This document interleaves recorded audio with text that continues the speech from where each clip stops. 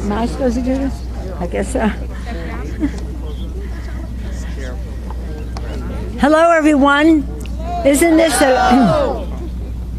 in some ways, this is a great day for the women and indeed all of the families of America. In another way, it's sad that it is so necessary because of actions of that Supreme Court supporting legislation that is shameful in every way to our country and what we are about.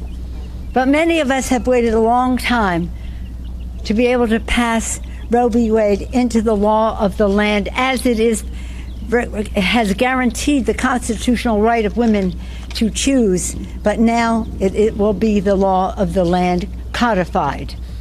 This is so exciting, and it wouldn't have happened without the leadership of so many of our members in the House. But as they know, and as we all know, our inside maneuvering can just get us so far. It's the outside mobilization of so many families, women across the country, to speak out for respect, for dignity, for them to make their own decisions about the size and timing of their families. So it's with gratitude. Let's hear it for the mobilization. And many of those folks are represented here today. I'm honored to be here with Assistant Speaker Catherine Clark, with co-chair Jackie Spear and Brenda Lawrence of the Democratic Women's Caucus, but with so many people here who have been so much a part of this fight for so many years. People say, why didn't you do it sooner? Well, first of all, this is the first Congress with a Democratic majority, with a majority, pro-choice majority, and a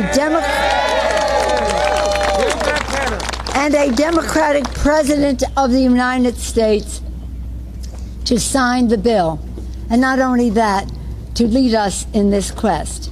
Our VIP today, and I'm pleased to be here with Nina Perez, speaking on her own experience as a mom and as National Director of Early Learning for Moms Rising. Moms Rising. Let's hear it for Moms Rising. Again, we're here with our other VIPs, moms, women, and advocates speaking out for the need to transfer the care economy that this is all a part of. But this issue is one that is so personal that it should be intruded upon by any political institution, governmental institution, is just not right. It has been declared constitutional by the Supreme Court. We wish they would just honor their own precedent on this, but they didn't. Hence, Congress has acted. We'll send it to the Senate and then to the President of the United States for signature. This is about women's right to choose, yes, but it's about freedom, freedom of that choice, and freedom from the vigilantes, the bounty hunters that the Texas government legislature has set in motion. This has so many things going against it, you have to wonder what the Supreme Court justices were thinking, or were they thinking, or were they thinking? They certainly were not respecting women. And with that, I'm very pleased to yield to the Assistant Speaker of the House Congresswoman Catherine Clark of Massachusetts, a leader and fighter on this issue for a long time in the State Senate of Massachusetts and now in the Congress of the United States. Catherine Clark.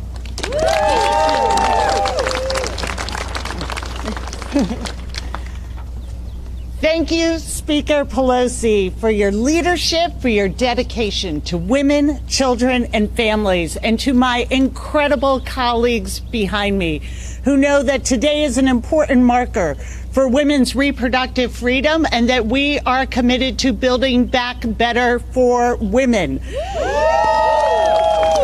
Just like roads and bridges, childcare, elder care, paid family leave move our economy forward. For too long, we've been told these are lesser issues, somehow not infrastructure. These are women's issues, private family matters, that they don't impact our economy and they are not worth investing in. But the truth is, this pandemic has been brutal to American women. 1 out of 4 women have been forced out of the workforce because of the collapse of the care economy. $57 billion a year is lost in productivity because women and families struggle to find care for their loved ones. The Build Back Better agenda recognizes that families are struggling to afford home and child care. Care providers who are predominantly women and women of color can't make ends meet or keep their doors open.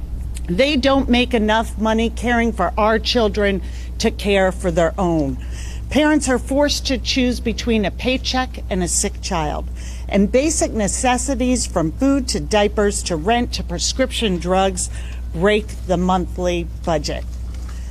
When I was first elected to Congress, I was balancing care for my 3 children and 2 sick parents. I felt like I was failing someone every day. But I was incredibly lucky to have a partner and to be able to afford help. But for too many people, that is out of reach. And the struggle to get to work and provide for the basics of their family is out of reach as well. It's women who pay the daily price for these social failures, and it's our entire economy that suffers when this care system collapses. Democrats have an urgent message to the American people. We see your struggle, and we are taking action on it. The Build Back Better agenda will get Americans back to work, lower costs and taxes for families, ensure that everyone, women, children, communities of color, are not left out or left behind. Who agrees with us? CEOs across the country, small business owners, chambers of commerce, all demanding we make these crucial investments. This is how we build back better, by ensuring the needs of women and families are met with the same urgency and level of funding as every other challenge facing our country.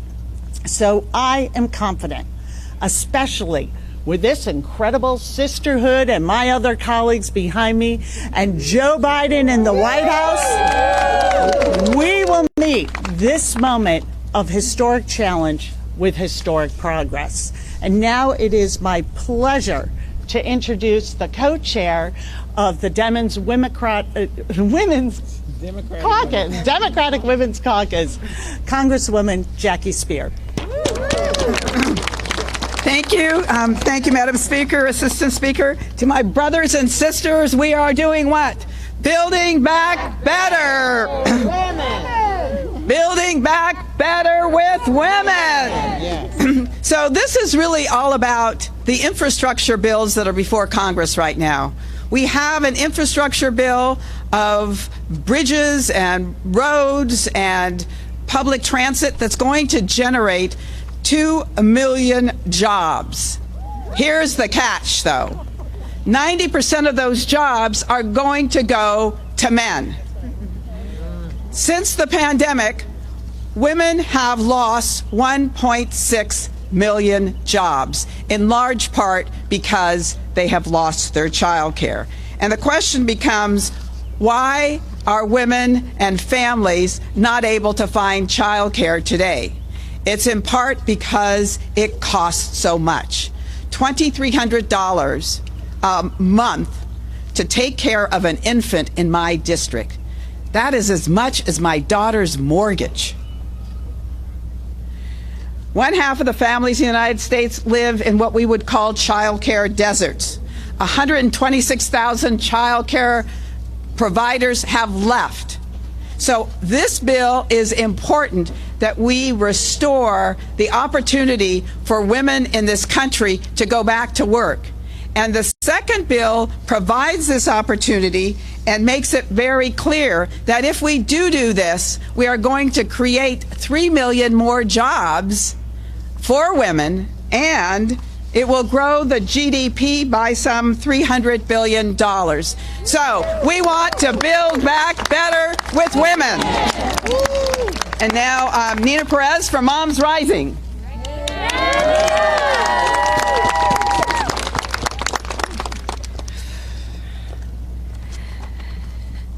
Good afternoon, and thank you Leader Pelosi, and thank you to all these amazing champions here. I'm Nina Perez. I'm the National Director of Early Learning at Moms Rising, an online, on-the-ground organization with more than 1 million members that I'm proud to represent today. We work to improve family economic security, stop discrimination, and build a nation where families can thrive. The issue of childcare is deeply personal to me.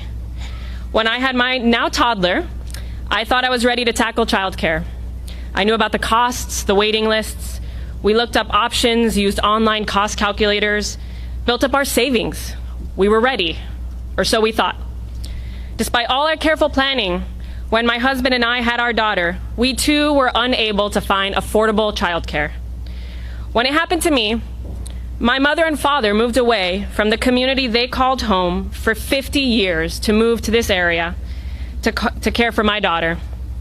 My mother, who herself was pushed out of the workforce because she couldn't find affordable childcare, stepped in again when childcare was out of reach. That means the existing childcare system has failed my family for 2 generations. The inability to afford or even find childcare is something too many families we hear from every day in every corner of our nation experience. Before the pandemic and then exacerbated by it.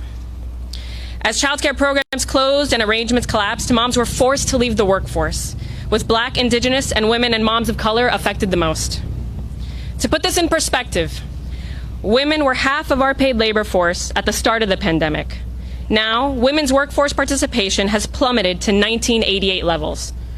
These are much needed jobs. Women are key breadwinners, including myself, in most U.S. families. And while our child care system has relied on families paying unaffordable sums, the amazing early educators who care for our kiddos are being paid poverty-level wages. Many are moms themselves and forced to seek other job opportunities. When providers leave their jobs, when child care programs close, when moms leave the labor force, it doesn't just hurt moms and our families. It hurts businesses and our economy.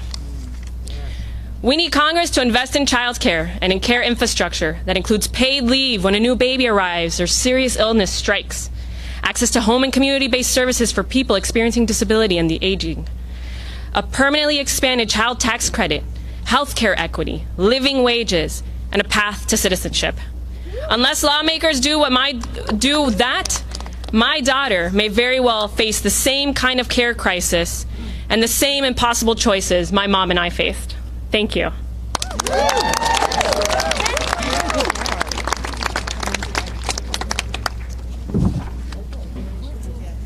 Thank you, Nina, and I'm so glad to be standing here with my Speaker of the House and with our Assistant Leader Clark. I'm Congresswoman Brenda Lawrence, and I proudly represent Michigan's 14th District. Now, we realize we have a once-in-a-generation opportunity to make a real difference in America. When we embraced the Build Back Better, we know that we cannot build back this amazing United States of America without including women every step of the way. When we say build back better for women, we realize that in this country where we see poverty and we know the effects of it, 56% of those who are living in poverty are women. When we talk about our educational outcomes, we know the majority of those touching our children are women. When we talk about child care for our women and for our families, who are caring for our children?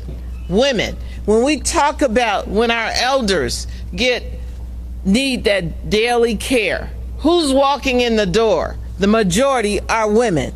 You know, I was a dear, dear friend of Aretha Franklin, and she said, "What you need, I got it." All I'm asking for is a little respect. And that respect comes in pay. That when we take those we care the most about, our children and our elders, and we say they're the most precious things in our life, but we disrespect those who come every day to care for them. The wages of those workers are extremely important. I want you to know that when we had the wisdom and the courage and the compassion to have child tax credits so that our families can use that money to put food on the table, to pay the bills.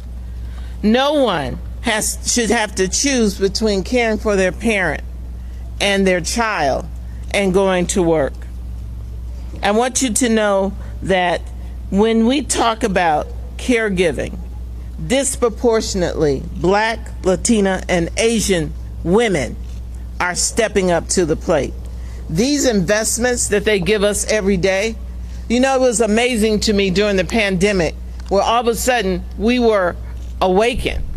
Oh, this is what a frontliner looks like. In the middle of a pandemic, they're showing up every day to take care of others. In the grocery stores, in the daycares, in the elder care, in the hospitals. So we, again, I want to invoke the words of my sister. We need to make sure that when we build back better for women, we're building back better with some RSECTP, okay? Care, we talk about investing in our infrastructure.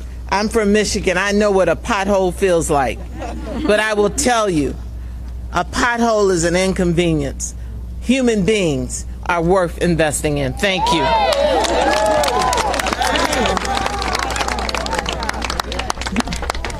So here we are on a historic day in the Congress of the United States, but also a day that we are making progress for women. And this is, I just say to any women who are out there, if you've had trouble keeping up with your responsibilities at work because you lack child care, this bill's for you. If you have a sick person or a person with disabilities in your home that needs home health care, this bill is for you. If you're one of those workers to care for those who need help, this bill is for you. If you want your children to have earliest childhood education with universal pre-K, this bill is for you. If you appreciate the child tax credit to help pay for some of the needs for your children, this bill is for you. The list goes on and on. Family and medical leave, paid. If you want that, this bill is for you. And again, it's all about respecting those who provide those services.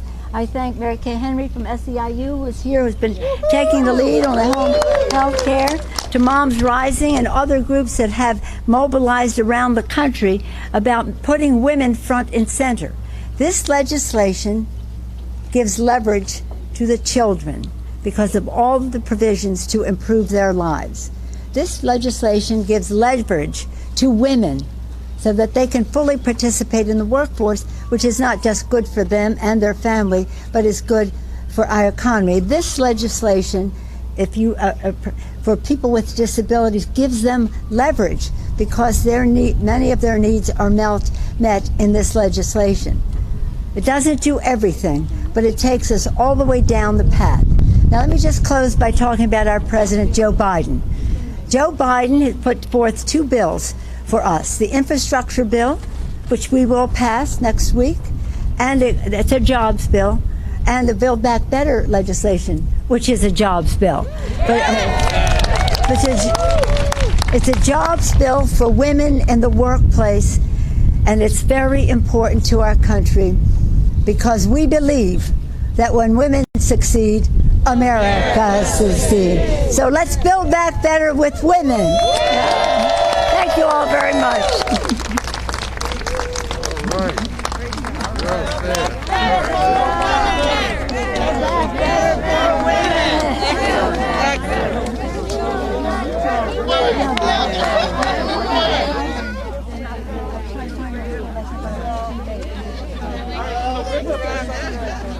Judy.